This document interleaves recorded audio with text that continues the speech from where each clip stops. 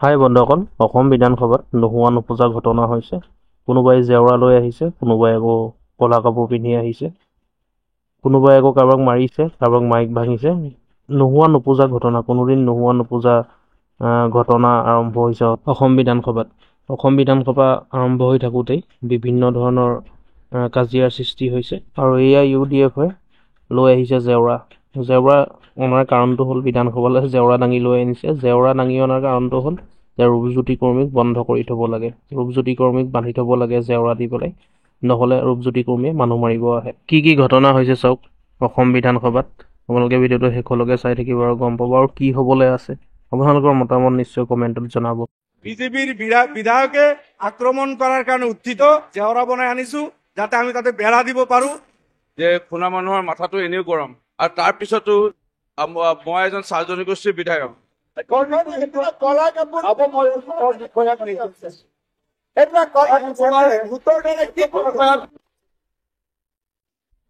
অসম বিধানসভাত এইবোৰ কি হৈছে? পূৰ্বে কাহানিও নোহোৱা নোপোজা ঘটনা অসম বিধানসভাত। UDF দলৰ লোকসকলে জেওৰা লৈ আহিছে। শংকা মুখ্যমন্ত্ৰী হিমন্ত বিশ্ব শৰ্মাৰ।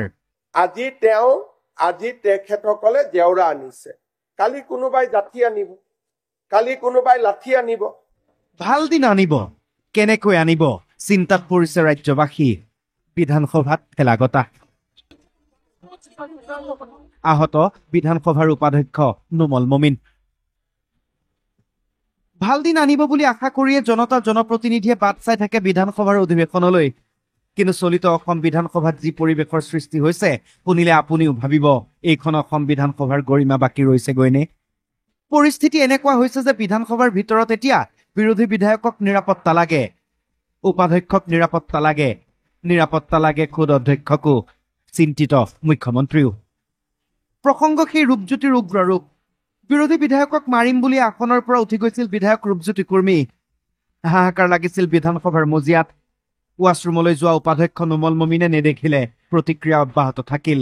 ৰূপজ্যোতিও ক্ষমা খুজিলে, কিন্তু ক্ষান্ত নহয় বিৰোধী। সোমবাৰে বিৰোধী মেন ইন ব্লেক। এইদৰে কলা পোছাক পৰিধান কৰি বিধানসভালৈ আহিল কংগ্ৰেছী বিধায়ক। কাৰণ বিৰোধী বিধায়কলৈ চোচা লোৱাৰ পাছত পুনৰ ভাবুকি দিছিল ৰূপজ্যোতি কুৰ্মীয়ে। সেয়ে ইয়াৰ বিচাৰ লাগে বিৰোধীক। কেৱল ক্ষমা খুজিলেই নহ'ব, ৰূপজ্যোতিক কঠোৰ শাস্তি দিব লাগে। আমাক নিৰাপত্তা দিয়ক, দাবী কৰিলে বিৰোধী দলপতি দেৱব্ৰত শইকীয়াই।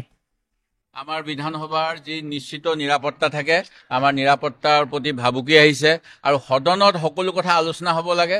এনেকৈ কিন্তু গাৰ জোৰেৰে কাৰো বাকৰুদ্ধ কৰাৰ ব্যৱস্থাটো নাই। এইটো নজিবহীন ঘটনা। সেই গতিকে আমি আজি প্ৰতিবাদ কৰিছোঁ আৰু স্পীকাৰ মহোদয়ক ৰূপজ্যোতি কুৰ্মীৰ বিষয়ে মই কালি এখন পত্ৰ লিখিছোঁ। প্ৰিভিলেজ কমিটিত যাব লাগে। যেতিয়ালৈকে এই ঘটনাখিনি এনেকুৱা হৈ থাকে, তেখেতক আৰু দুদিন যি কাৰ্যক্ৰমণিকা আছে তাৰ পৰা তেখেতক বিৰত ৰাখিবলৈ আমি দাবী জনাইছোঁ। কংগ্ৰেছ বিধায়ক ক'লা সাজত অহাৰ বিপৰীতে জেওৰালৈ আহিল AIUDF-ৰ বিধায়ক। এওঁলোকৰো দাবী, বিৰোধী বিধায়কৰ এতিয়া নিৰাপত্তা নাই, সেয়ে তেওঁলোকে জেওৰা দি ৰক্ষা কৰিব নিজক। প্ৰতিক্ৰিয়া AIUDF-ৰ বিধায়কসকলৰ। বিজেপিৰ বিধায়কে আক্ৰমণ কৰাৰ কাৰণে উত্থিত সেইসকল মাতাল হৈ আছে, যাৰ কাৰণে আমি বাঁহৰ জেওৰা বনাই আনিছো যাতে আমি তাতে বেড়া দিব পাৰো, নিজৰ সুৰক্ষা আমি যাতে নিজে কৰিব পাৰো, বিজেপিৰ বিৰোধীৰ বিধায়কৰ আক্ৰমণৰ পৰা যাতে আমি ৰক্ষা পাব পাৰো। আৰু স্পীকাৰৰ সুৰক্ষা আমাক যিহেতু দিব পৰা নাই, বিধানসভাৰ ভিতৰতে তেওঁলোকে প্ৰহিত হ'বলৈ লয়। বিধানসভাত শাসকীয় পক্ষৰ বিধায়কে নিজৰ চকীৰ পৰা উঠি আহি বিৰোধীৰ বিধায়কক তেওঁলোকে আক্ৰমণ কৰিবলৈ লয়। আৰু যাৰ কাৰণে আমি আজি এনেকুৱাকে ওলাই আহিছো। AIUDF বুলি নহয়, আজি চাওক AIUDF, কংগ্ৰেছ সকলো বিৰোধী বিধায়কে 21 তাৰিখত যি ঘটনা মোক মাৰিবলৈ চোচালৈ অহা বা অখিল গগৈক মাৰিবলৈ চোচালৈ অহা, তাৰ বিৰুদ্ধে প্ৰতিবাদ কৰিছে। বিধানসভালৈ আহোঁতে প্ৰতিক্ৰিয়া বিধায়ক ৰূপজ্যোতি কুৰ্মীৰ। এই জুই ৰূপজ্যোতিয়ে লগোৱা। হাত সাৰিবলৈ প্ৰাকৃতিক কাৰণ উল্লেখ কৰি ৰূপজ্যোতিয়ে ক'লে, মই খুনা মানুহ। খুনা মানুহৰ এনেও সকলোৱে জানে যে খুনা মানুহৰ মাথাটো এনেও গৰম আৰু তাৰ পিছতো মই এজন চাহ জনগোষ্ঠীৰ বিধায়ক আৰু মোৰ বক্তব্যৰ 10 মিনিটৰ দলৰ ফালৰ পৰা প্ৰদান যি কৰিছিলে, মই আকৌ কৈছো 7 মিনিট কিমান ছেকেণ্ডৰ কোৱাৰ পিছত মোক বাধা দিলে। সেইকাৰণে মই এটাই কথা, এতিয়া কি তেনেকৈ নাটক কৰিছে এইটো নাজানো। নিৰাপত্তাৰ বিষয়টো বিধানসভাৰ মজিয়াত উত্থাপন কৰিলে বিৰোধী দলপতি দেৱব্ৰত শইকীয়াই। বিষয়টো গুৰুত্বপূৰ্ণ ছাৰ, নিৰাপত্তাৰ বিষয় ছাৰ। সেই গতিকে আমি 9:30 বজাৰ আগত ছাৰ অৱকাশ আছিলে 48 ঘণ্টা। যোৱাকালিও আমাক ভাবুকি দিছে ছাৰ, আমি কেনেকে ইয়াতে অলপমান কেমেৰাটো ছাৰ আমাৰ ফালে নাহে ছাৰ, কিবা হৈ গ'লে অফ হৈ যায়। তো আমি ছাৰ যেনেকুৱা এটা ঘটনা হৈছে, এই ঘটনাত ছাৰ আমাৰ নিৰাপত্তাটো অকণমান অসুবিধা পাইছো। এই গতিকে আপোনাক আমি প্ৰচিডিঙত এনেকুৱা হোৱাৰ আগতে ছাৰ অকণমান বিচাৰিছিলো কিবা এটা হস্তক্ষেপ ছাৰ। তেনেতে উঠিল বিধায়ক মৃণাল শইকীয়া। আন এটা গুৰুতৰ বিষয় উত্থাপন কৰিলে মৃণাল শইকীয়াই। আমাৰ ডেপুটি স্পীকাৰক বাহিৰত এটেক কৰিছে আৰু তেখেত হস্পিটেলাইজ হৈছে, হস্পিটেললৈ যাবলগীয়া হৈছে। সেইটো কেনেকুৱা ডেকৰাম, সেইটো কেনেকুৱা ডেকৰাম?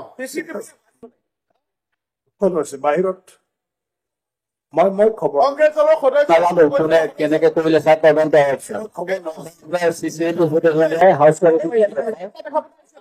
এতিয়াই মই বিধায়ক হাউচ কমিটি হ'ব লাগে ছাৰ, এটা তদন্ত হ'ব লাগে ছাৰ। আমাৰ বিধায়কক আক্ৰমণ কৰিব আহিছে, আজি অধ্যক্ষক কোনোবা আক্ৰমণ কৰিব, এনেকুৱা ঘটনা ছাৰ ভাল নহয়। গতিকে আমি বিচাৰিছো ছাৰ এইটো তদন্ত হওক ছাৰ। হাউচ দিয়ক ছাৰ। বিধানসভাৰ উপাধ্যক্ষক আক্ৰমণৰ অভিযোগ, কথাটো গাত লাগিল বিধায়ক ৰমাকান্ত দেউৰীৰো। আক্ৰমণ কৰিবলৈ ক'ত শিকাব লাগে?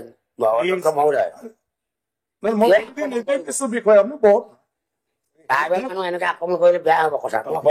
আক্ৰমণটো ক'ত ভাল হ'ব? হয় ছাৰ, এইটো আলোচনা হ'ব লাগে ছাৰ, এনেকুৱা কথাবিলাক ছাৰ ঠিকে কৈ আছে।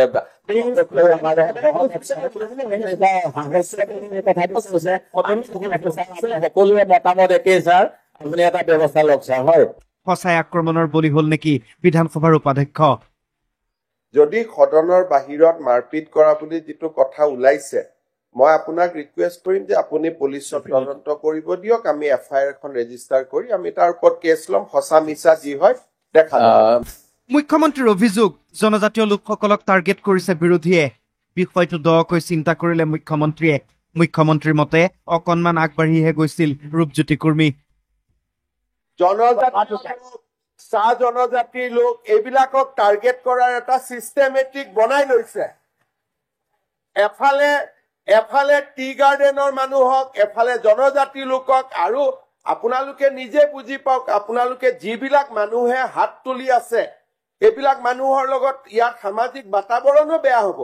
যিবিলাক মানুহে আমাৰ ট্ৰাইবেল মানুহৰ ওপৰত হাত তুলিছে, এই মানুহবিলাকৰ যদি পিছফাললৈকে যাওঁ, তেতিয়া ঘটনাটো আৰু ডাঙৰ এটা কথা হ'ব। সেইকাৰণে মই হাউচত বহুত ক'ব খোজা নাই। আকৌ এইবিলাকে কোকৰাঝাৰ ওদালগুৰিৰ ঘটনালৈকে লৈ যাব, কাৰণ এইবিলাকৰ পৰাই ঘটনা হৈছিল। কিছুমান চেঞ্চিটিভ জেগাত চেঞ্চিটিভ হিচাপত কাম কৰিব লাগে। আজি মই যদি এজন চাহ জনগোষ্ঠীৰ লোকক গাত হাত দিওঁ, ট্ৰাইবেল মানুহৰ গাত হাত দিওঁ, সেই সমাজখনে বেয়া পায় নহয়। উপাধ্যক্ষক আক্ৰমণৰ বিষয়টো তদন্তৰ পোষকতা কৰিলে সকলোৱে। বিধানসভাত থিয় হৈ নোমল মমিনেও ক'লে কংগ্ৰেছী বিধায়ক নুৰুল হুদা আৰু সতীৰ্থই তেওঁক আক্ৰমণ কৰাৰ কথা। ডেপুটি স্পীকাৰৰ দৰ্জাত কলা কাপোৰ পিন্ধি নুৰুল হুদা আৰু তেখেতৰ সতীৰ্থসকলে বাধা প্ৰদান কৰিছিল আৰু সোমোৱাত ঠেলা হেঁচাত আমি হাতত দুখ পাইছোঁ। আৰু কি উদ্দেশ্য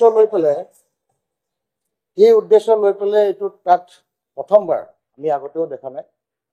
9 বছৰৰ বিধায়ক, 4 বছৰ হ'ল মোৰ উপাধ্যক্ষৰ দায়িত্ব লোৱা।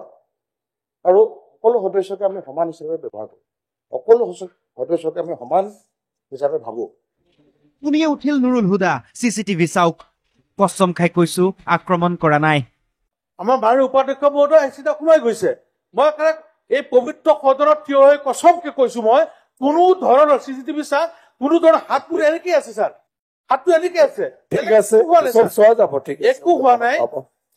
মই ক'লো নহয়, মই বিষয়টো উইদিন মিনিট উইদিন ছেকেণ্ডত মই কি মানে পবিত্ৰ কৈছো ছাৰ, কোনো একো হোৱা নাই। সেইকাৰণে কৰা নাইছো, এইটো মিনিটত এইটো যাতে। এয়া সোমবাৰৰ বিধানসভাৰ কথা। এশৈবুৰি সমস্যাৰে জৰ্জৰ ৰাজ্য। প্ৰতিবাদ, নিবনুৱা, অপৰাধ, সমস্যাৰ তালিকা দীঘলীয়া। সেইবোৰ ব্যৱস্থা হৈ থাকিব। প্ৰথমে ৰূপজ্যোতি কুৰ্মীৰ আচৰণ, উপাধ্যক্ষক আক্ৰমণ, জেওৰালৈ আগমন, এইবোৰৰ বিৰুদ্ধে ব্যৱস্থা গ্ৰহণৰ দাবী। উত্তাল বিধানসভা।